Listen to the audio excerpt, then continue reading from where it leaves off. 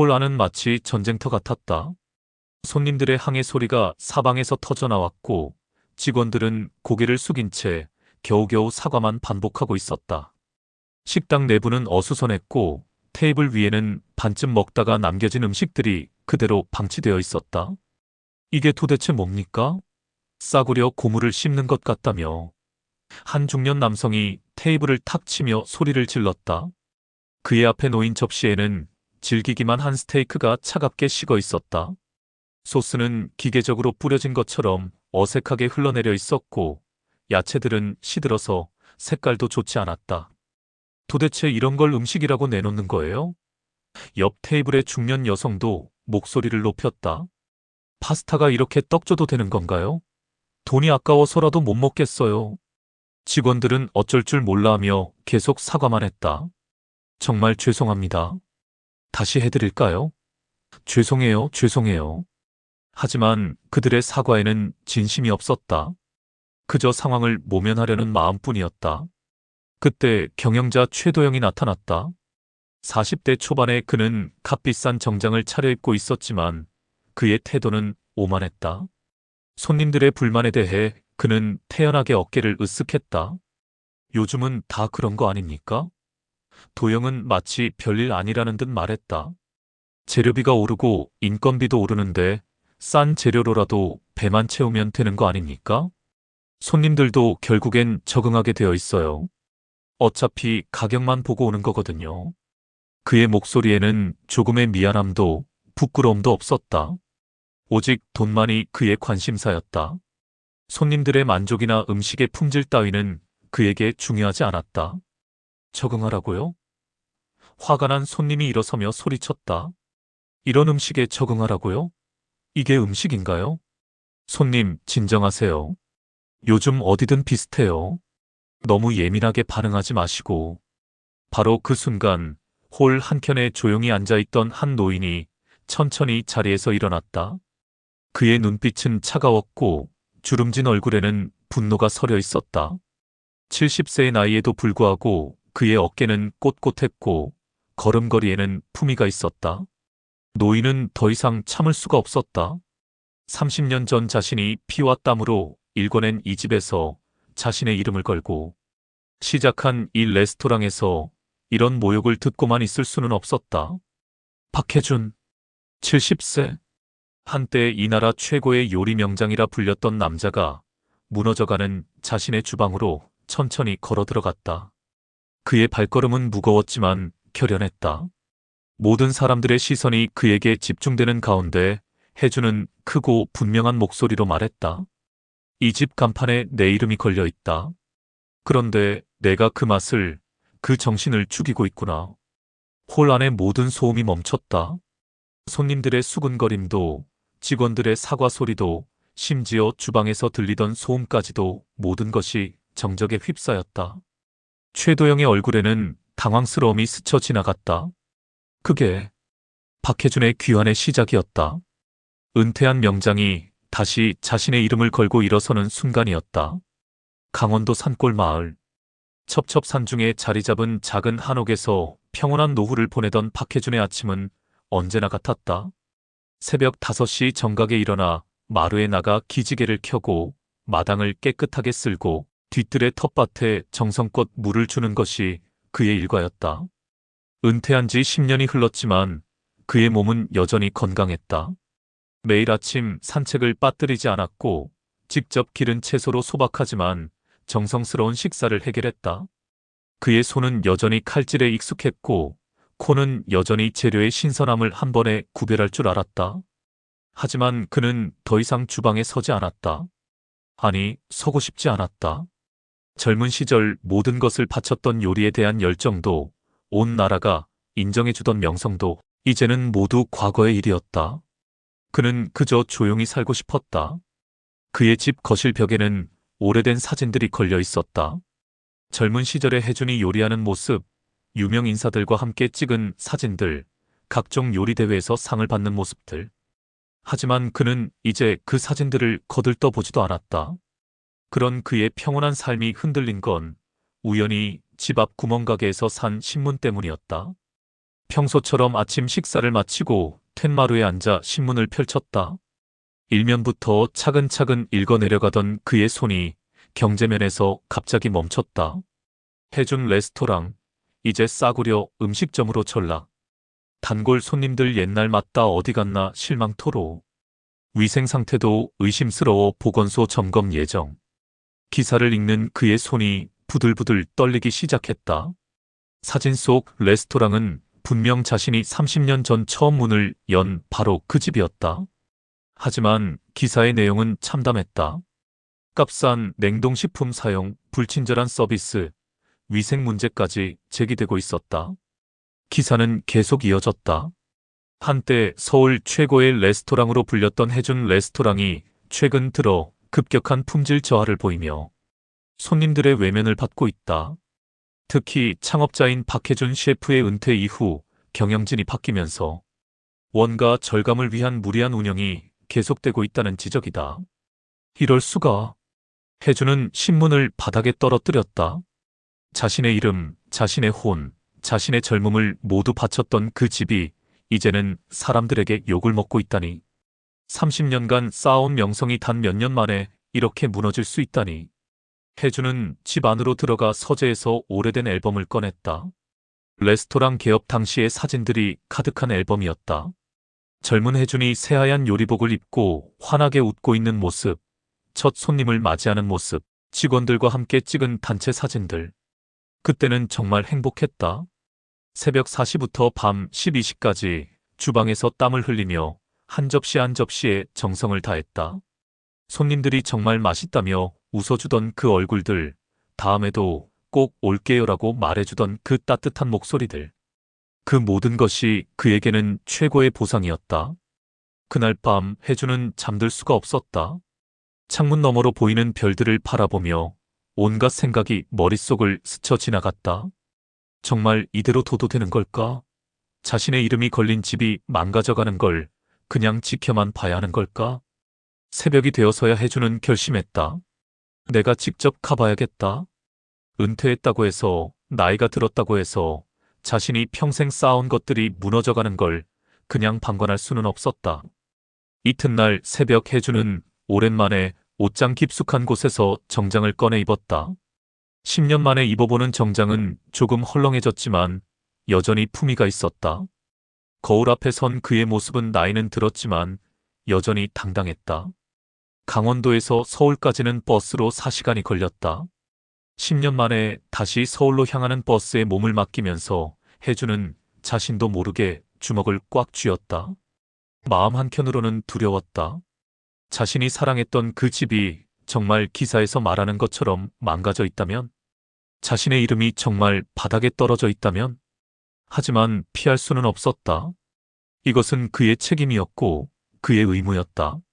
서울역에서 지하철을 2번 갈아타고 도착한 강남구 신사동. 해준이 기억하는 그 거리는 많이 달라져 있었다. 30층이 넘는 높은 빌딩들이 즐비했고 예전에 있던 작은 가게들은 대부분 사라져서 프랜차이즈 매장이나 대형 체인점들로 바뀌어 있었다. 하지만 골목 안쪽 그가 찾는 그 자리에는 여전히 해준 레스토랑이라는 간판이 걸려 있었다.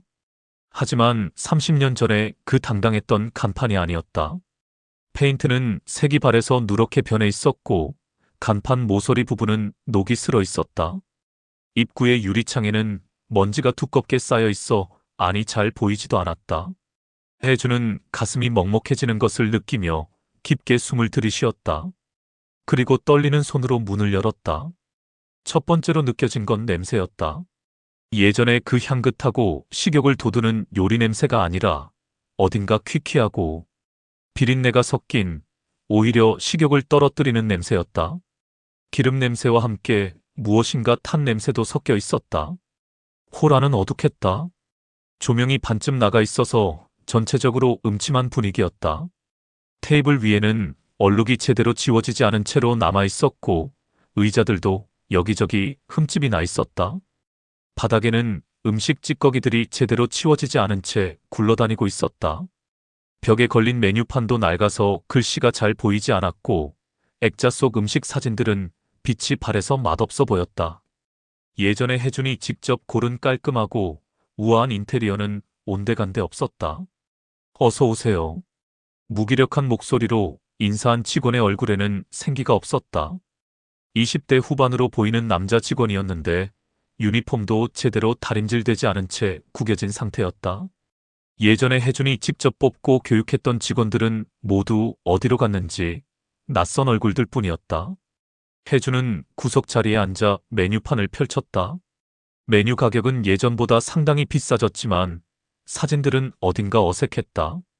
플래시를 터뜨려 찍은 듯한 인위적인 사진들이 음식의 실제 맛을 전혀 짐작하게 해주지 않았다. 오히려 가짜 같아 보였다. 점심시간이라 그런지 손님들이 하나둘 들어오기 시작했다. 하지만 그들의 표정은 밝지 않았다. 마지못해 들어오는 것 같았고 음식을 기다리는 동안에도 불안해하는 기색이 역력했다. 뭘로 드릴까요? 20대로 보이는 여직원이 다가왔다. 그녀의 이름표에는 이소연이라고 적혀 있었다. 다른 직원들과는 달리 그녀만은 유니폼을 깔끔하게 입고 있었고 인사도 정중했다.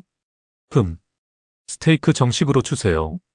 소연은 고개를 끄덕이며 주문을 받았지만 그녀의 표정에는 미안함이 어려 있었다. 마치 맛없는 음식을 내놓게 되어 미리 죄송하다는 듯한 표정이었다.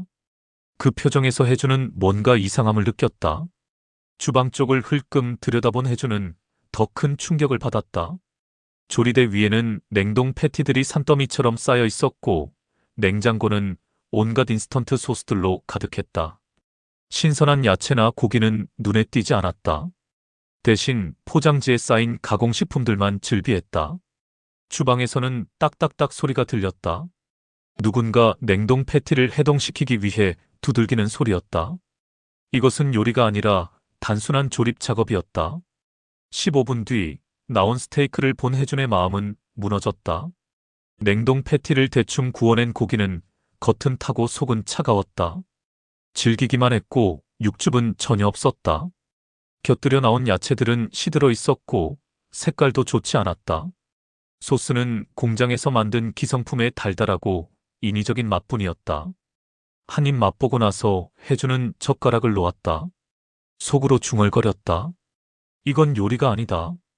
돈 냄새만 나는 싸구려 장사일 뿐이다. 그때 옆 테이블에서 한 손님이 소리를 지르기 시작했다. 이게 뭐예요?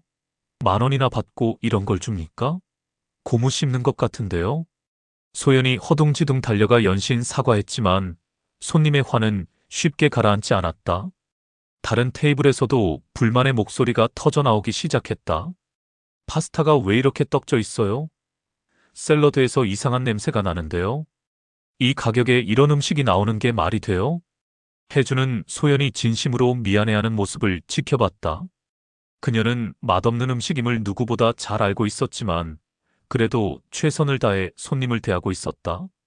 다른 직원들이 대충대충 응대하는 것과는 달랐다. 그 모습에서 혜주는 자신의 젊은 시절을 보았다. 불가능해 보이는 상황에서도 손님을 위해 최선을 다하려고 노력했던 그때의 자신을.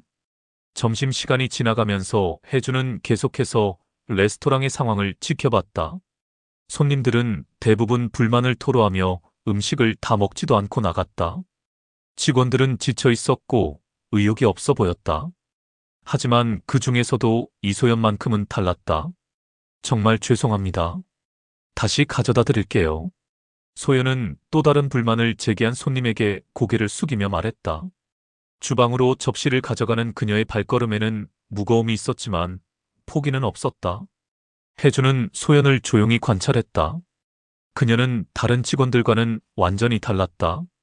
손님의 컵이 비면 즉시 달려가서 물을 따라 주었고 음식을 내놓을 때도 정성스럽게 냅킨과 수저를 정리해서 내놓았다. 비록 음식 자체는 형편없었지만 그녀의 서비스만큼은 진심이 담겨 있었다. 그녀는 손님이 떠난 뒤 테이블을 치울 때도 꼼꼼했다. 다른 직원들이 물걸레로 대충 훔치고 마는 것과 달리 그녀는 테이블 모서리며 의자 등받이까지 깨끗하게 닦았다. 바닥에 떨어진 음식 찌꺼기도 빼놓지 않고 치웠다. 오후 3시경 손님들이 줄어들면서 소연은 잠시 휴식 시간을 가졌다. 그녀는 홀 한구석에 앉아 스마트폰으로 뭔가를 검색하고 있었다. 화면을 자세히 들여다보는 그녀의 표정이 진지했다. 호기심이 생긴 혜준이 자연스럽게 다가가자 소연은 깜짝 놀라며 폰을 가슴에 품었다. 아, 죄송해요. 일하는 시간에 딴짓을. 괜찮습니다. 뭘 보고 계셨나요? 소연은 잠시 망설이더니 조심스럽게 화면을 보여주었다. 스테이크 완벽하게 굽는 방법, 홈메이드 소스 만드는 레시피, 플레이팅 기법. 그녀는 요리에 대해 공부하고 있었던 것이다. 요리에 관심이 많으신가요? 네. 사실 호텔 조립과 3학년이에요. 여기서 아르바이트 하면서 실무를 배우려고 했는데 소연의 목소리는 점점 작아졌다. 생각했던 것과는 너무 달라요. 이게 정말 요리인지 의문이 들어요. 혜주는 그녀의 말에서 진심을 느꼈다. 단순히 돈을 벌기 위해서가 아니라 정말 요리를 배우고 싶어서 이곳에 온 것이다. 학교에서 배운 것과 많이 다른가요? 완전히 달라요. 소연의 눈에 실망감이 스쳤다. 학교에서는 신선한 재료로 정성스럽게 요리하는 법을 배웠는데 여기서는 냉동식품 데우는 법밖에 못 배우고 있어요. 손님들한테 미안한 마음이 들지 않나요? 혜준이 조심스럽게 물었다. 소연의 눈이 촉촉해졌다. 너무 미안해요. 제가 직접 만든 건 아니지만 제가 가져다 드리는 거잖아요. 손님들이 실망하시고 화내시는 모습을 보면 정말 가슴이 아파요. 때로는 집에 가서 울기도 해요. 그런데 왜 계속 여기서 일하시나요? 학비를 벌어야 해서요. 그리고 소연은 잠시 머뭇거리더니 말했다. 언젠가는 정말 좋은 요리를 만들고 싶어요. 손님들이 행복해하는 요리를요. 그런 요리사가 되고 싶어요. 그 순간 혜준의 가슴 속에서 무언가가 꿈틀거렸다. 오랫동안 꺼져 있던 불씨가 다시 타오르기 시작하는 것 같았다. 이 아이의 눈빛에서 자신이 젊은 시절에 가졌던 그 순수한 열정과 꿈을 다시 보았다. 그런 요리사가 되려면 어떻게 해야 할까요? 소연이 간절한 목소리로 물었다. 마음이 중요합니다. 혜준이 조용히 대답했다. 기술은 연습하면 늘 수 있지만 마음은 타고나는 것이에요. 당신은 이미 그 마음을 가지고 있어요. 소연은 혜준을 다시 한번 자세히 보았다. 이 나이 많은 손님이 왜 이런 말을 하는 걸까? 그의 눈빛에는 다른 손님들과는 다른 무언가가 있었다. 그래, 불씨는 아직 살아있구나. 혜준은 속으로 중얼거렸다. 이 아이의 마음속에서. 그때 주방에서 큰 소리가 들려왔다. 야, 또 주문 밀렸잖아. 빨리빨리 해. 손님들 기다린다고. 주방장의 화난 목소리였다. 이어서 무언가 떨어뜨리는 소리와 욕설이 들렸다. 소연은 황급히 일어나 주방으로 달려갔다. 혜주는 그녀의 뒷모습을 바라보며 다시 한번 확신했다. 이 집을 살릴 수 있는 희망은 아직 남아있다고. 바로 저 아이 같은 사람들이 있기 때문에. 하지만 동시에 걱정도 되었다. 이런 환경에서 저 순수한 열정이 언제까지 지켜질 수 있을까? 매일 맛없는 음식을 내놓으면서도 미안해하는 저 마음이 언제까지 꺾이지 않을 수 있을까? 오후 4시가 되자 레스토랑은 더욱 한산해졌다. 저녁 시간 전까지는 손님이 거의 없는 시간대였다. 혜주는 이 시간을 이용해 레스토랑 곳곳을 더 자세히 살펴보기로 했다. 화장실로 가는 길에 주방을 지나치면서 혜주는 충격적인 광경을 목격했다. 주방장이 바닥에 떨어뜨린 고기를 다시 집어 올려서 그릴에 올리는 모습이었다. 위생 따위는 안중에도 없었다. 야, 어차피 구우면 괜찮아. 주방장이 다른 직원에게 말했다. 손님들이 알기나 하겠어? 빨리빨리 해야지. 혜준의 주먹이 절로 쥐어졌다. 이것은 단순한 품질 저하가 아니었다. 이것은 손님들에 대한, 음식에 대한 모독이었다. 화장실에서 나오는 길에 혜준은 소연과 마주쳤다. 그녀는 홀로 서 있으면서 깊은 한숨을 쉬고 있었다. 힘드시죠? 혜준이 다가가며 물었다. 소연은 깜짝 놀라더니 억지로 웃음을 지었다. 아니에요, 괜찮아요. 괜찮지 않아 보이는데요. 소연은 잠시 망설이다가 입을 열었다. 방금 주방에서 정말 끔찍한 일을 봤어요. 바닥에 떨어진 고기를 다시 사용하는 걸 봤거든요. 말리려고 했는데 주방장이 화를 내면서 아르바이트생 주제에 나서지 말라고 했어요. 혜준의 얼굴이 딱딱하게 굳었다. 그래서 어떻게 하셨나요? 아무것도 못했어요. 제가 뭘 할 수 있겠어요?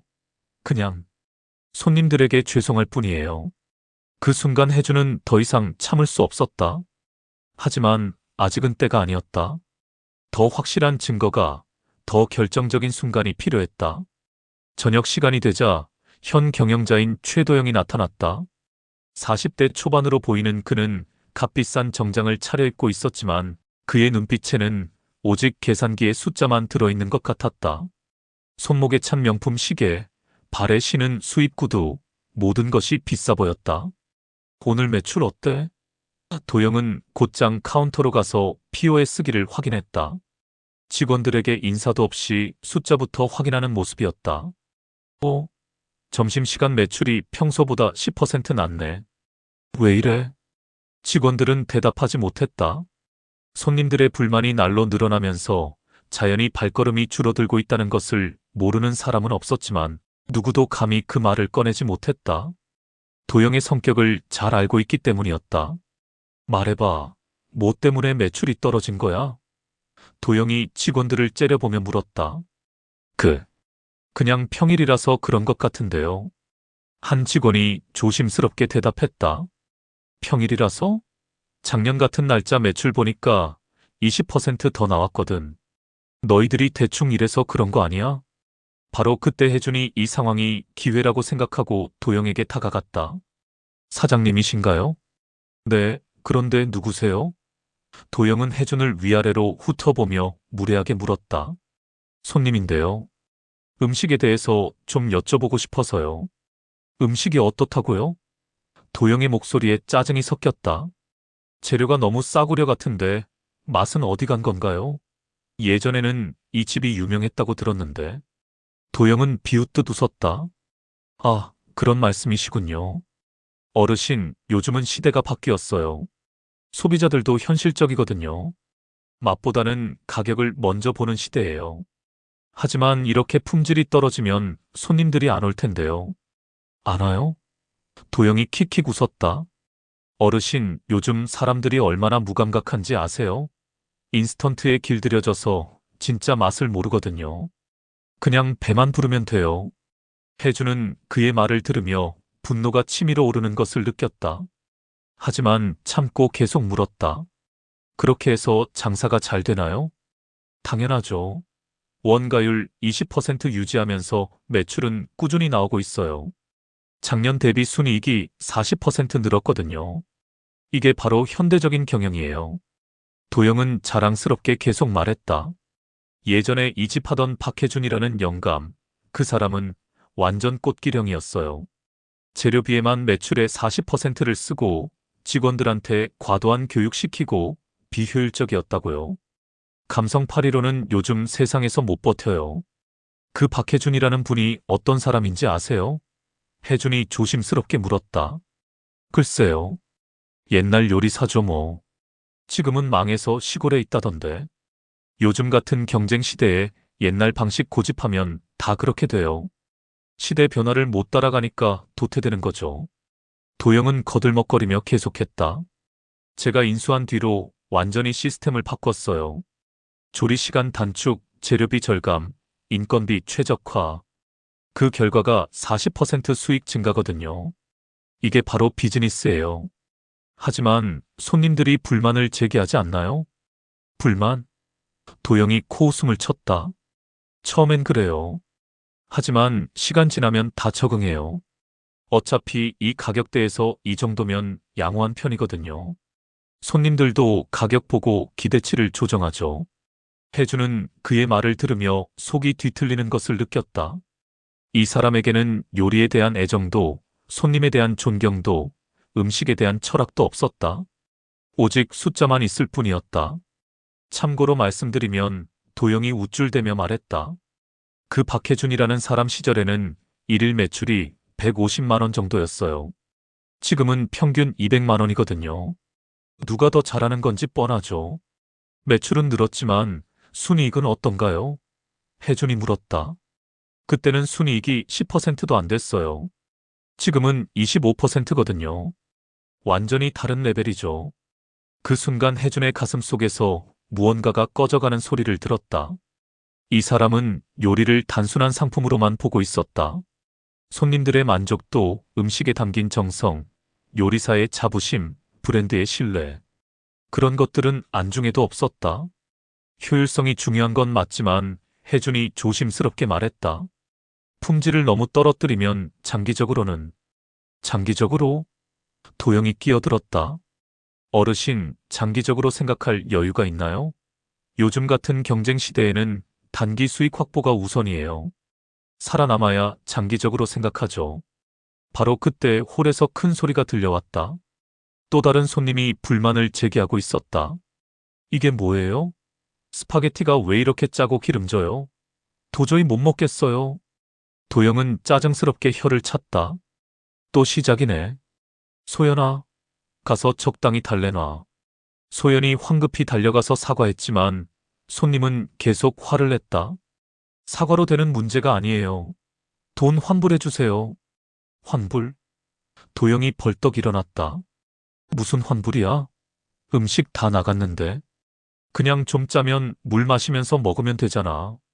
그 말을 들은 손님이 더욱 화를 냈다. 이게 사업하는 사람이 할 말인가요? 완전 불량 음식 주면서. 불량 음식? 도영도 목소리를 높였다. 이 가격에 이 정도면 충분하다고요. 싫으면 비싼 데 가세요. 그 순간 혜주는 더 이상 참을 수 없었다. 이 사람이 이 집을, 자신의 이름을, 자신의 평생의 노력을 완전히 망가뜨리고 있었다. 혜주는 더 이상 참지 못했다. 30년간 피와 땀으로 쌓아온 자신의 모든 것이 이렇게 무너져가는 것을, 자신의 이름이 이렇게 더럽혀지는 것을 지켜볼 수는 없었다. 그는 천천히 일어서서 도영과 화난 손님 사이로 걸어갔다. 그만해라. 혜준의 목소리가 홀 전체에 우렁차게 울려 퍼졌다. 홀에 있던 모든 손님들과 직원들이 그를 바라봤다. 70세 노인의 목소리라고는 믿어지지 않을 만큼 강력하고 위엄이 있었다. 이 집 이름에 내 이름이 걸려 있다. 그런데 내가 그 이름을, 그 정신을, 그 모든 것을 가짜로 만들고 있구나. 도영은 당황하며 물었다. 뭐라고요? 당신이 누군데 그런 말을. 나는 박혜준이다. 혜준의 선언이 홀 안에 메아리 쳤다. 이 집을 30년 전에 세운 바로 그 박혜준. 홀 안이 술렁거렸다. 직원들은 놀란 표정으로 서로를 바라봤고 손님들도 수군거리기 시작했다. 소연은 입을 벌린 채 혜준을 바라봤다. 화를 내던 손님도 깜짝 놀라서 말을 잃었다. 도영은 처음에는 믿지 못하겠다는 듯 고개를 저었다. 말도 안 돼요. 박혜준은 이미 죽었다고 들었는데. 아니면 치매 걸려서 요양원에 있다고. 죽었다고? 혜준의 눈이 차갑게 빛났다. 치매라고? 내가 내 집을 이렇게 망가뜨려 놓으니까 죽은 거나 마찬가지겠구나. 증명할 수 있어요? 도영이 여전히 의심스러워했다. 요즘 사기꾼들도 많은데. 혜준은 지갑에서 낡은 사진 한 장을 꺼냈다. 30년 전 개업 당시의 사진이었다. 젊은 혜준이 이 레스토랑 앞에서 웃고 있는 모습, 그리고 뒷배경으로 지금과 똑같은 건물이 보였다. 이것만으로는 도영이 여전히 의심스러워하자 혜준은 다른 방법을 택했다. 주방을 보자. 혜준은 주방으로 성큼성큼 들어갔다. 직원들과 손님들도 뒤따라왔다. 저기 가스레인지 밑에 작은 흉터가 있을 것이다. 개업 첫날 내가 실수로 칼을 떨어뜨려서 생긴 흉터다. 사람들이 웅크리고 앉아서 확인해 보니 정말로 그 자리에 작은 흉터가 있었다. 세월이 흘러 녹이 슬고 더러워져 있었지만 분명한 칼자국이었다. 그리고 저 냉장고 뒤쪽 벽에는 내가 손수 새긴 글이 있다. 정성과 사랑으로라고. 몇 명의 직원들이 달려가서 냉장고를 힘겹게 옮겨보니 정말로 그 글씨가 새겨져 있었다. 30년 전 혜준이 젊은 시절 새겨넣은 글씨가 희미하지만 분명하게 남아 있었다. 그리고 혜준은 주방 한쪽 구석을 가리켰다. 저 타일 밑에는 내가 첫 매출로 번 1만 원을 기념으로 묻어놨다. 행운의 부적이라고 생각하면서 사람들이 의심스럽게 바라보자 혜주는 직접 그 타일을 들어 올렸다.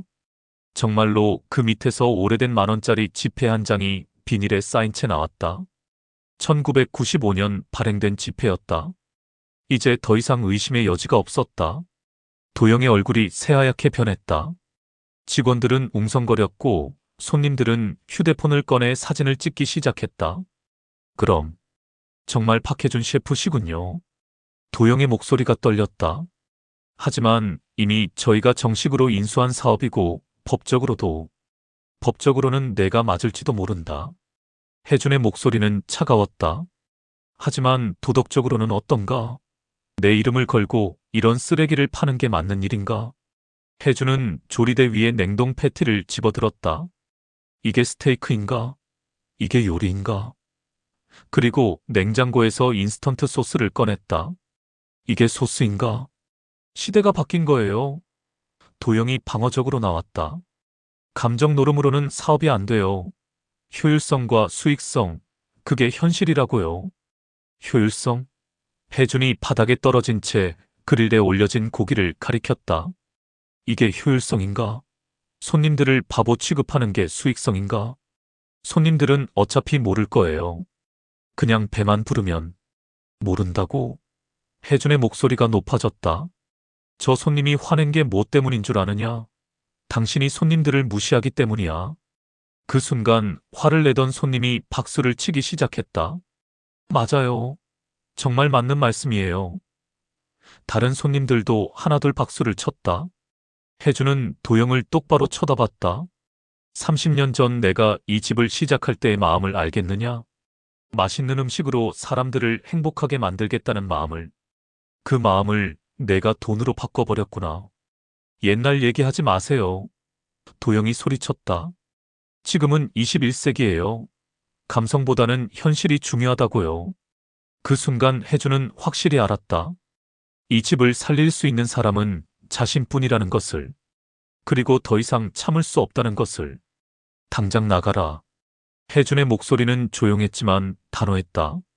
내 이름 걸린 집에서 내 음식을 모독하는 내가 더 이상 있을 자리는 없다. 저한테 나가라고요? 이 집 사장은 저예요. 사장은 내가 맞다. 하지만 이 집의 혼은 내가 만든 것이다. 그 혼을 되찾겠다. 혜주는 앞치마를 찾아 허리에 둘렀다. 10년 만에 다시 두르는 앞치마였다. 도영이 화를 내며 나간 뒤 홀 안은 묘한 정적에 휩싸였다. 직원들은 어리둥절한 표정으로 혜준을 바라봤고 손님들도 상황을 완전히 파악하지 못하고 있었다. 하지만 분위기는 확실히 달라졌다. 마치 무거운 구름이 걷히고 맑은 하늘이 드러나는 것 같았다. 혜주는 깊게 숨을 들이쉬고 직원들을 바라봤다. 두려워하는 표정도 있었고 기대하는 표정도 있었다. 무엇보다 소연의 눈에는 희망의 빛이 반짝이고 있었다. 모두 여기 모여보세요. 혜준이 직원들을 불렀다.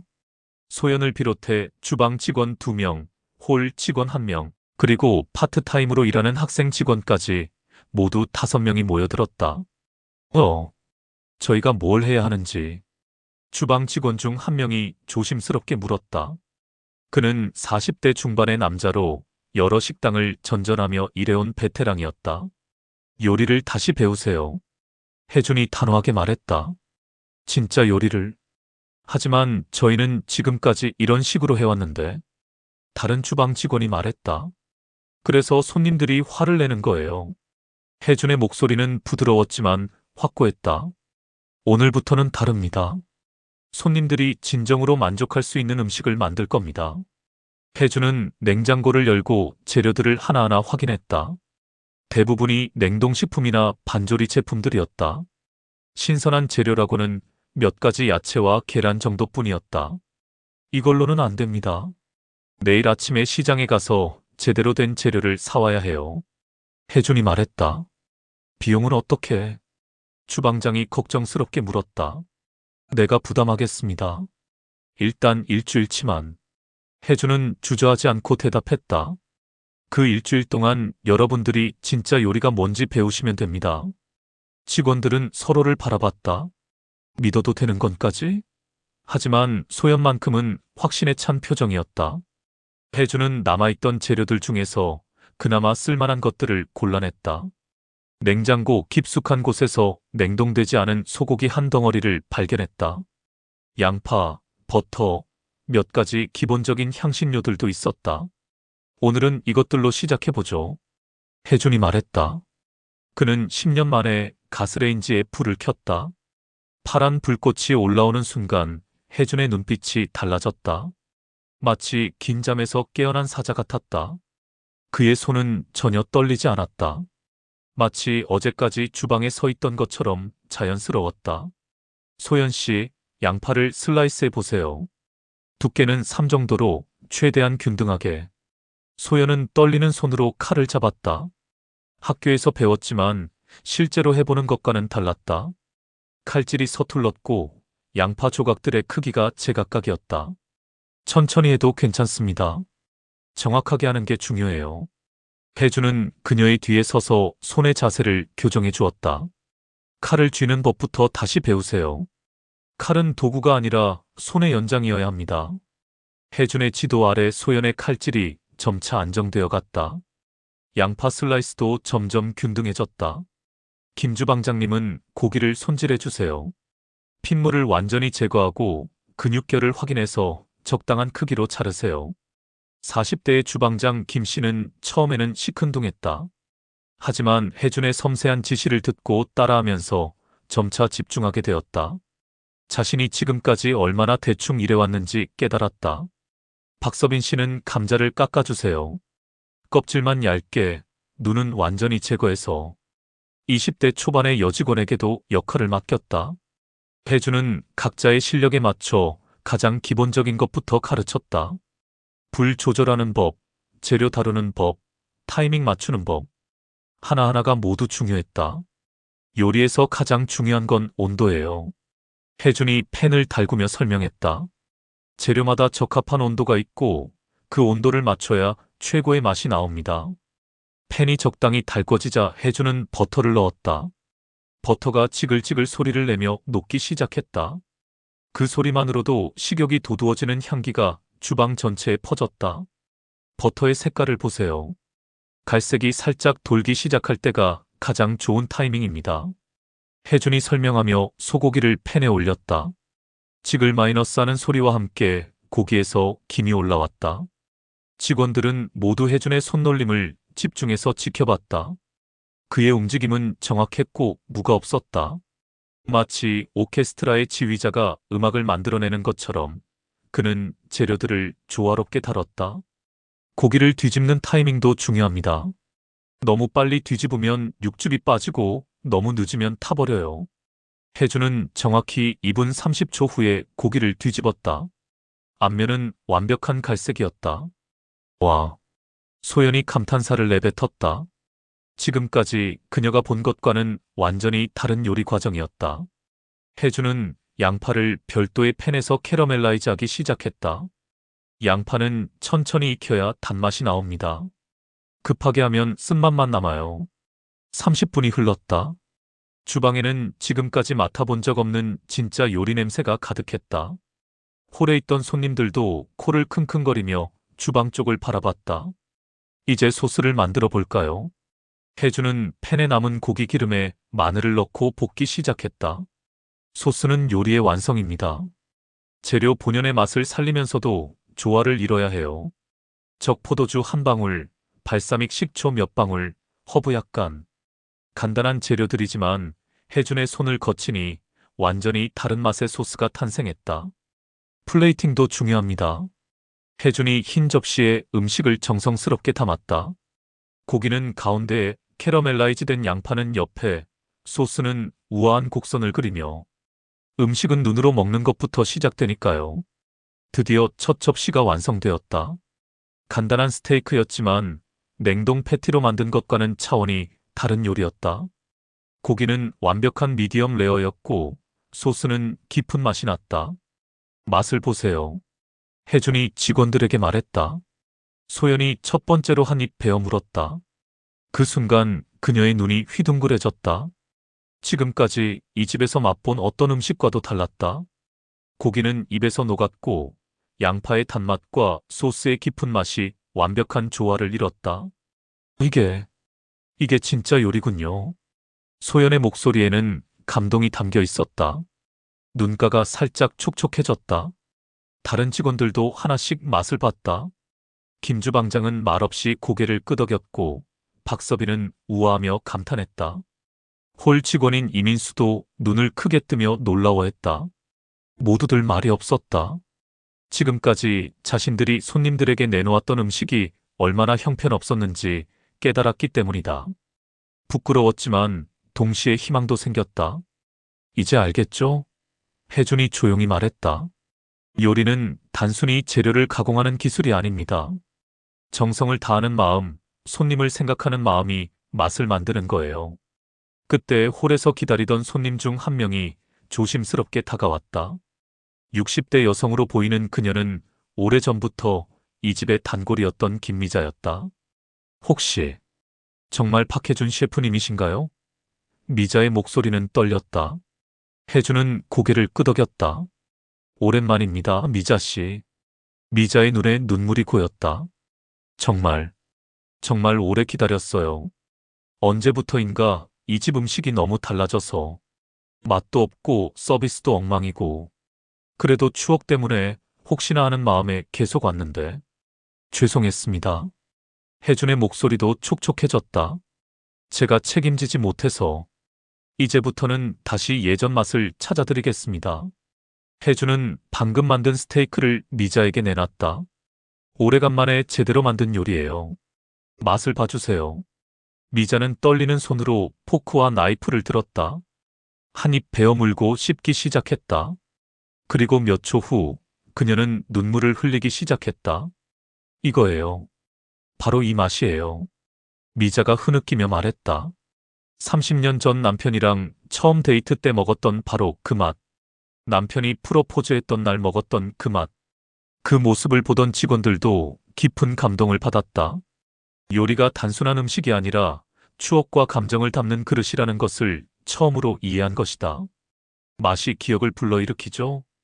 혜준이 조용히 말했다. 그게 바로 요리의 힘입니다. 단순히 배를 채우는 게 아니라 마음을 채우는 거예요. 홀에 있던 다른 손님들도 하나둘 관심을 보이기 시작했다. 저희도 그 요리 주문할 수 있나요? 정말 맛있어 보이는데요. 혜준은 직원들을 바라봤다. 이제 여러분들이 해보세요. 제가 가르쳐드린 대로. 소연이 가장 먼저 나섰다. 제가 해볼게요. 그녀는 혜준이 했던 과정을 그대로 따라했다. 처음이라 서툴렀지만 진심이 담겨 있었다. 김주방장도 옆에서 거들었다. 이런 식으로 하는 거였구나. 그는 지금까지 자신이 얼마나 대충 일해왔는지 반성하고 있었다. 1시간 후 소연이 만든 두 번째 스테이크가 완성되었다. 혜준의 것만큼 완벽하지는 않았지만 진심이 담긴 요리였다. 어때요? 소연이 긴장된 목소리로 물었다. 혜준이 맛을 보더니 미소를 지었다. 좋습니다. 아직 부족한 부분이 있지만 마음이 느껴져요. 그게 가장 중요한 거예요. 저녁 9시가 되자 혜준은 직원들을 모아놓고 말했다. 오늘은 여기까지 하겠습니다. 내일부터 본격적으로 시작해요. 정말 감사합니다. 소연이 깊게 인사했다. 오늘 정말 많은 걸 배웠어요. 다른 직원들도 고개를 숙였다.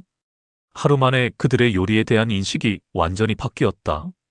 그 다음날 새벽 5시 혜준은 소연과 함께 노량진 수산시장을 찾았다. 10년 만에 보는 시장의 활기는 그를 다시 젊게 만들었다. 상인들의 구성진 목소리, 신선한 해산물의 향기, 바쁘게 오가는 사람들의 발걸음. 시장에 이렇게 일찍 오는 건 처음이에요. 소연이 눈을 크게 뜨며 말했다. 좋은 재료를 구하려면 일찍 나와야 해요. 신선한 것들은 금세 팔리거든요. 혜준이 설명했다. 혜준은 30년간의 경험으로 재료를 고르기 시작했다. 재료를 고르는 것부터가 요리의 시작입니다. 그는 소연에게 하나하나 가르쳤다. 눈으로 보고 손으로 만져보고 냄새를 맡아보세요. 신선한 재료는 저절로 말을 합니다. 생선 코너에서 해주는 광어 한 마리를 들어 올렸다. 봐요. 눈이 맑고 투명하죠? 아가미가 선홍색이고요. 이게 신선한 생선의 증거입니다. 비늘도 윤인하고 탄력이 있네요. 소연이 신기해하며 말했다. 맞아요. 그리고 냄새도 맡아보세요. 바다 냄새는 나지만 비린내는 나지 않아야 해요. 채소 코너에서는 상추와 토마토를 고르는 법을, 정육점에서는 고기의 마블링을 보는 법을 배웠다. 소연은 노트를 꺼내 열심히 메모했다. 대학에서는 이런 걸 안 가르쳐 주던데요. 소연이 말했다. 이론과 실무는 달라요. 책으로는 배울 수 없는 것들이 많아요. 이 시간 동안 시장을 돌며 해주는 일주일치 재료를 구입했다. 신선한 소고기, 생선, 각종 채소들, 양질의 치즈와 버터까지. 비용은 만만치 않았지만 해주는 주저하지 않았다. 가격이 조금 비싸더라도 좋은 재료를 써야 합니다. 그래야 손님들이 만족하고 결국에는 더 많은 손님이 찾아와요. 이게 바로 선순환이에요. 레스토랑으로 돌아온 뒤 해주는 본격적인 개혁에 착수했다. 우선 메뉴를 대폭 줄였다. 20가지가 넘던 메뉴를 8가지로 압축했다. 많은 메뉴보다는 몇 가지라도 완벽하게 만드는 게 중요합니다. 너무 많으면 재료 관리도 어렵고 품질 유지도 힘들어요. 새 메뉴는 다음과 같았다. 스테이크, 연어구이, 파스타 2종, 리조또, 샐러드, 수프, 그리고 디저트. 모두 해준이 직접 레시피를 개발한 것들이었다. 주방 시스템도 완전히 바꿨다. 모든 요리는 주문 즉시 조리하는 것으로 변경했고, 반조리 제품이나 인스턴트 소스의 사용을 완전히 금지했다. 직원들의 반발도 있었다. 이렇게 하면 주문받고 음식 나가는 시간이 너무 오래 걸려요. 김주방장이 걱정했다. 처음엔 그럴 수도 있습니다. 하지만 손님들이 기다릴 만한 가치가 있는 음식을 만들어야 해요. 패스트푸드가 아니라 레스토랑이니까요. 손님들이 기다리기 싫어하면 어떻게 해요? 그럼 홀에서 미리 설명해 드리세요. 신선한 재료로 즉석에서 조리해 드리니까 조금 기다려 달라고. 해주는 직원 교육에도 심혈을 기울였다. 매일 오전 2시간씩은 기본기 훈련 시간으로 정했다. 칼질, 불 조절, 소스 만들기, 플레이팅까지 하나하나 직접 가르쳤다. 칼질이 요리의 기본입니다. 해준이 소연에게 시연했다.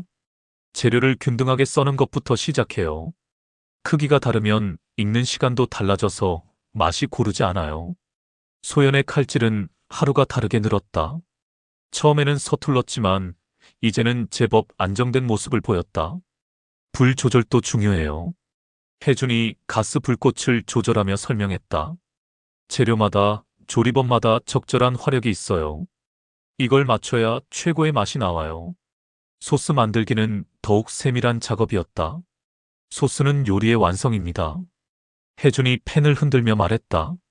기본 육수부터 시작해서 각종 향신료의 조화까지 모든 것이 중요해요.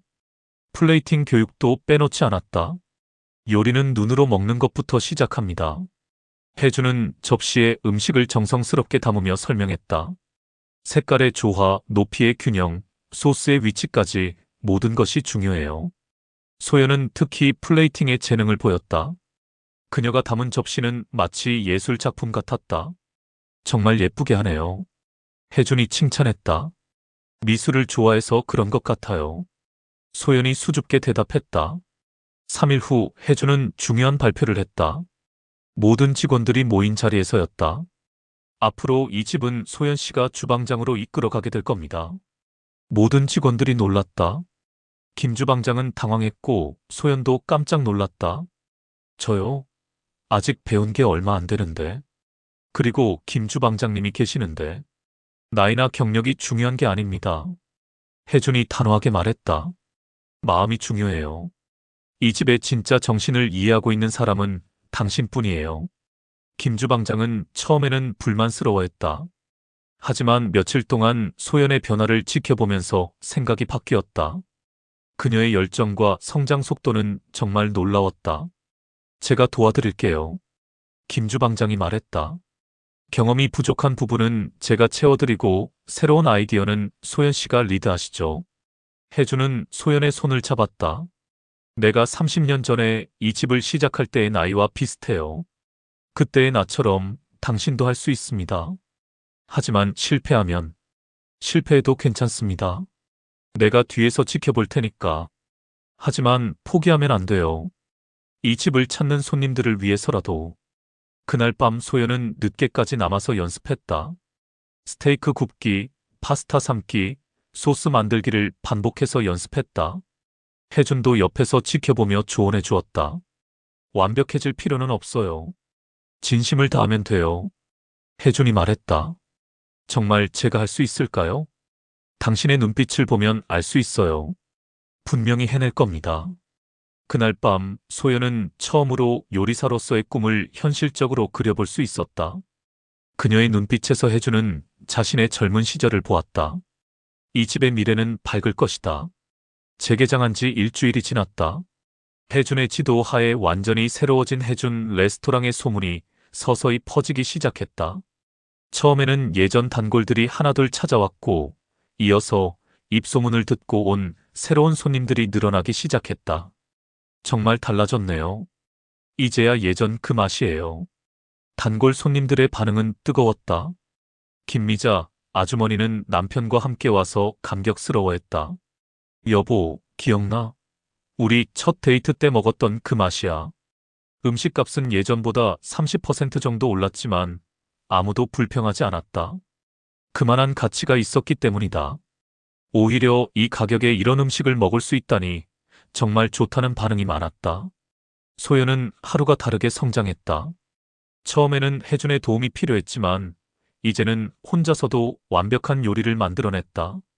특히 그녀만의 창의성이 돋보였다. 기본 레시피를 바탕으로 새로운 아이디어를 더해가기 시작한 것이다. 소연 씨, 오늘 파스타 소스 맛이 어제와 다른데? 혜준이 물었다. 바지를 조금 더 넣고 레몬 제스트를 살짝 추가했어요. 더 신선한 맛이 날 것 같아서요. 혜준은 맛을 보더니 엄지를 치켜 세웠다. 훌륭해요. 이제 정말 당신만의 요리가 되어가고 있어요. 다른 직원들도 변했다. 김주방장은 이제 소연을 진심으로 존경했다. 그녀의 열정과 창의성에서 배우는 것이 많았다. 박서빈과 이민수도 각자의 역할에서 최선을 다했다. 무엇보다 일에 대한 자부심이 생겼다. 이제 손님들에게 당당하게 음식을 내놓을 수 있어요. 서빈이 말했다. 예전에는 항상 미안했는데 이제는 자신 있어요. 혜주는 대부분의 시간을 홀에서 보냈다.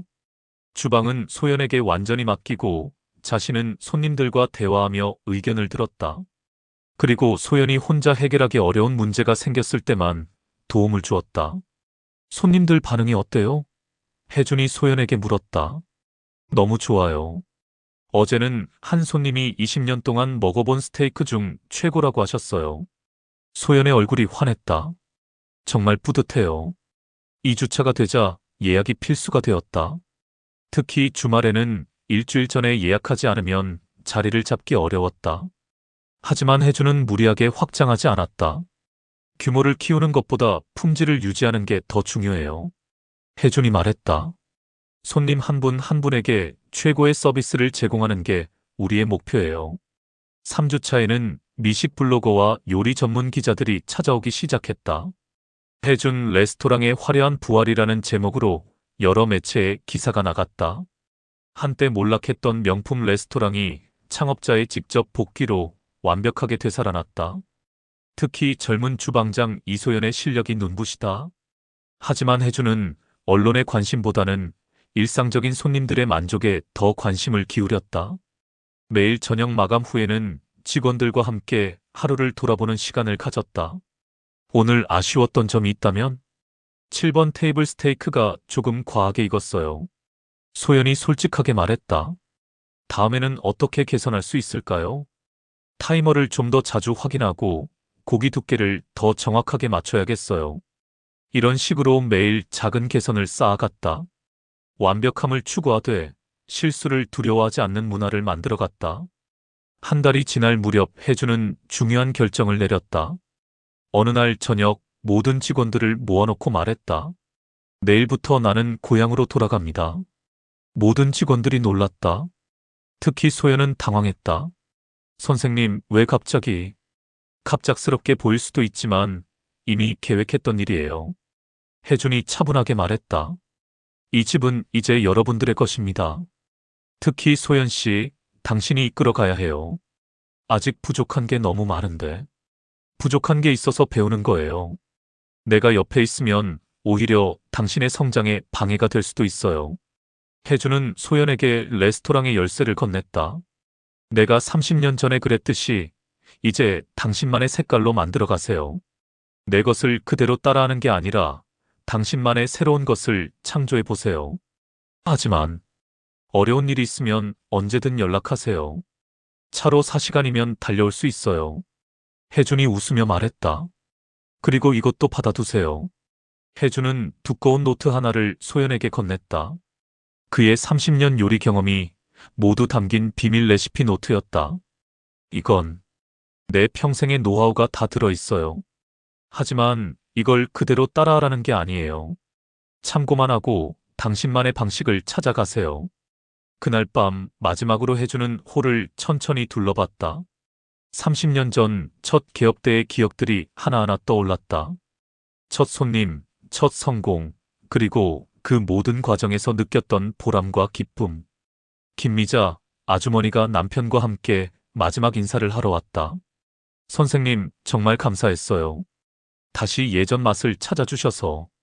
미자의 눈에 눈물이 고였다. 미자 씨야말로 고마워요. 이 집을 끝까지 믿고 기다려주셔서. 소연 씨도 정말 훌륭해요. 선생님이 잘 가르치셨네요. 혜주는 고개를 저었다.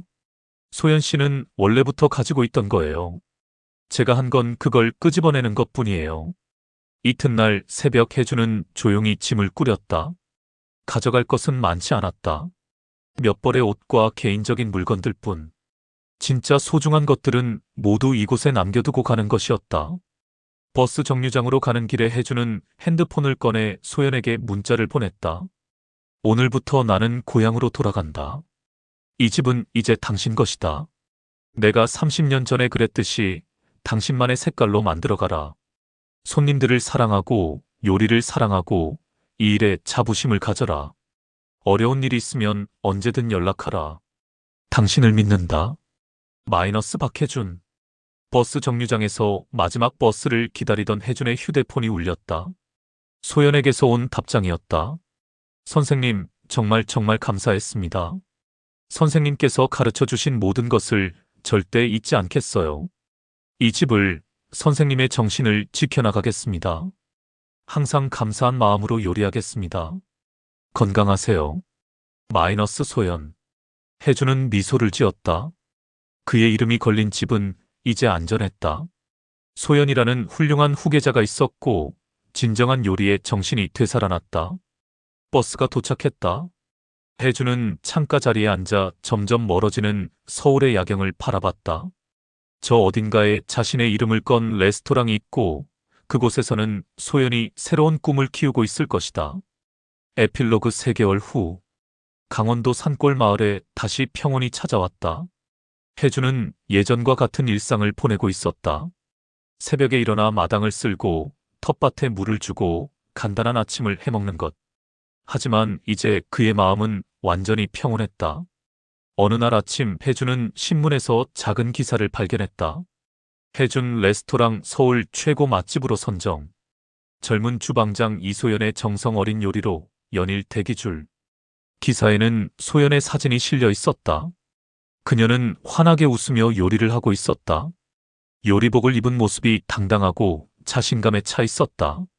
그 모습에서 혜주는 자신의 젊은 시절을 보았다. 기사는 계속 이어졌다. 특히 이소연 주방장만의 창의적인 메뉴들이 큰 인기를 끌고 있다. 기존 레시피를 바탕으로 현대적인 감각을 더한 그녀만의 요리는 젊은 층부터 기성세대까지 폭넓은 사랑을 받고 있다. 혜주는 뿌듯했다. 소연이 자신의 것을 그대로 따라하는 게 아니라 정말 자신만의 색깔을 만들어가고 있었다. 며칠 후 소연에게서 전화가 왔다.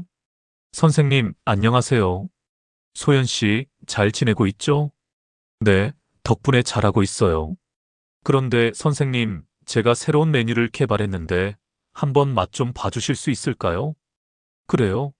어떤 메뉴인데? 한국식 퓨전 파스타예요.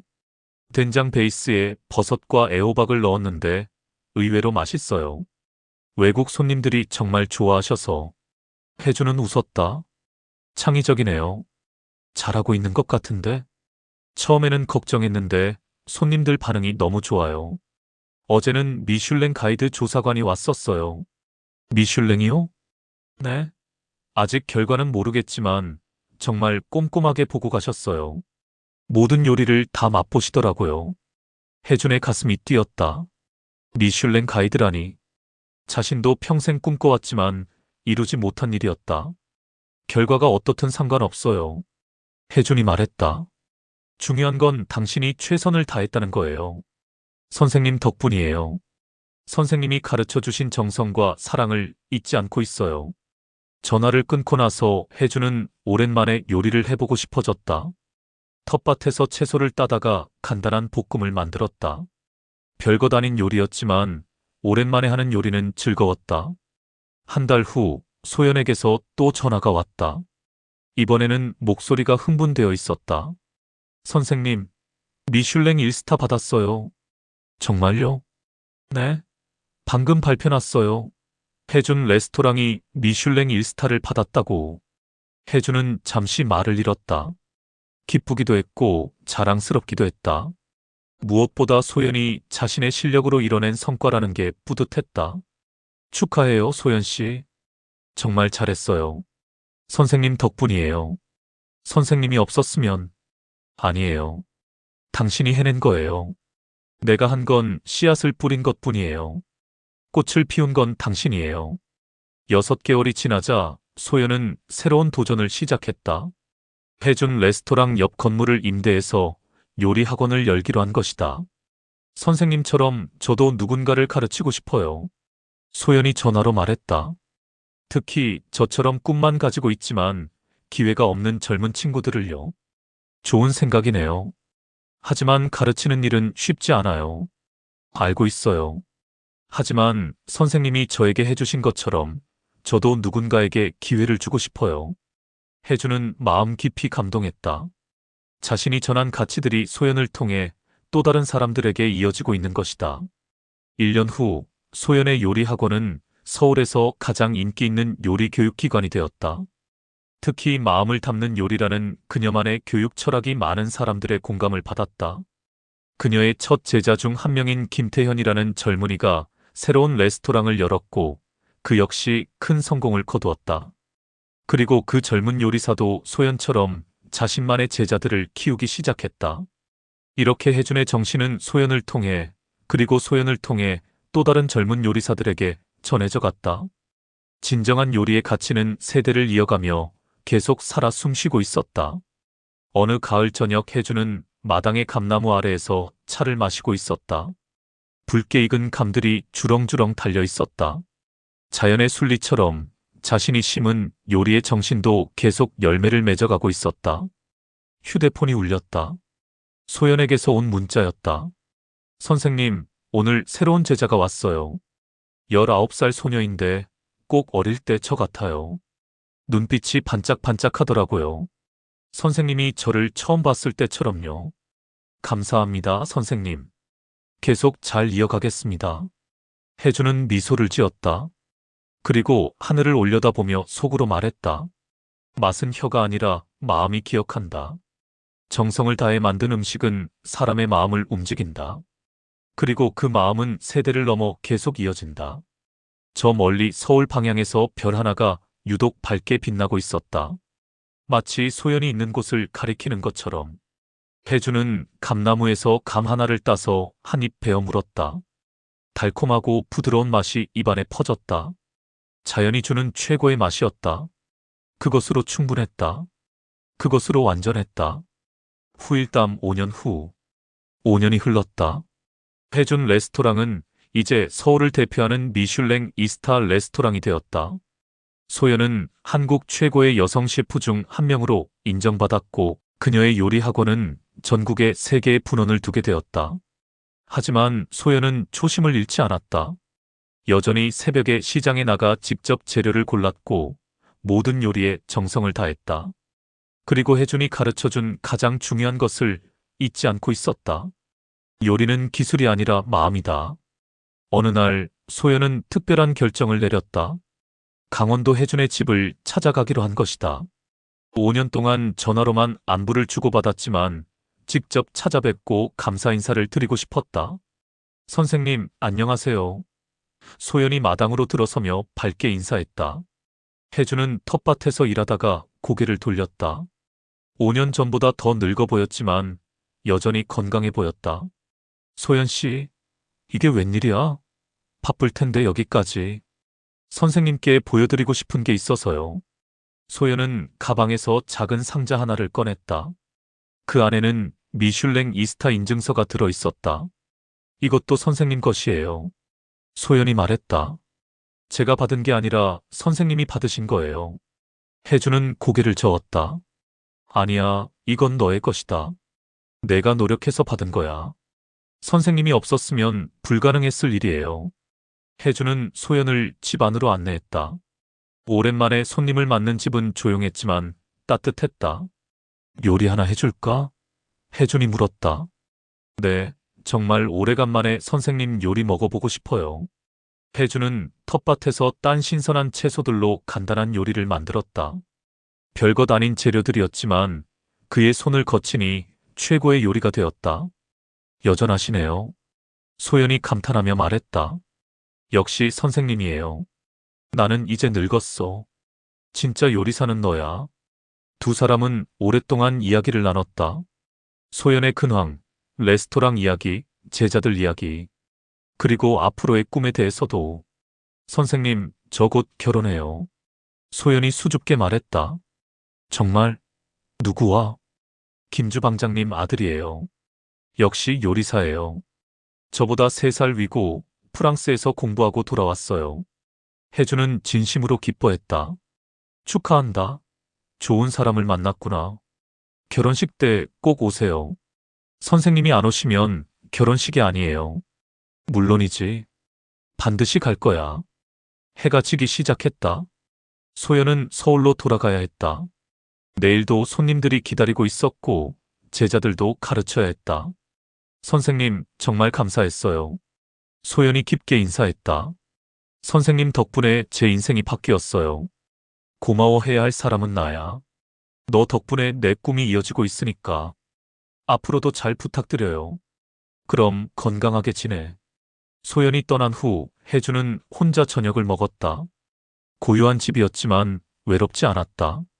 저 멀리 서울에서 자신의 정신을 이어받은 제자가 활약하고 있고 그 제자 또한 새로운 제자들을 키우고 있다는 생각에 마음이 따뜻했다.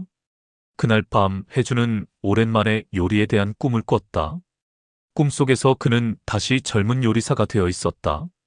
소연과 함께 주방에 서서 수많은 손님들을 위한 최고의 요리를 만들고 있었다. 그리고 그 주방에는 또 다른 젊은 요리사들이 있었다. 모두 눈빛이 반짝반짝한 꿈으로 가득한 젊은이들이었다. 아침이 되어 꿈에서 깨어났을 때 혜준의 얼굴에는 미소가 가득했다. 맛은 마음이다. 그리고 그 마음은 영원하다.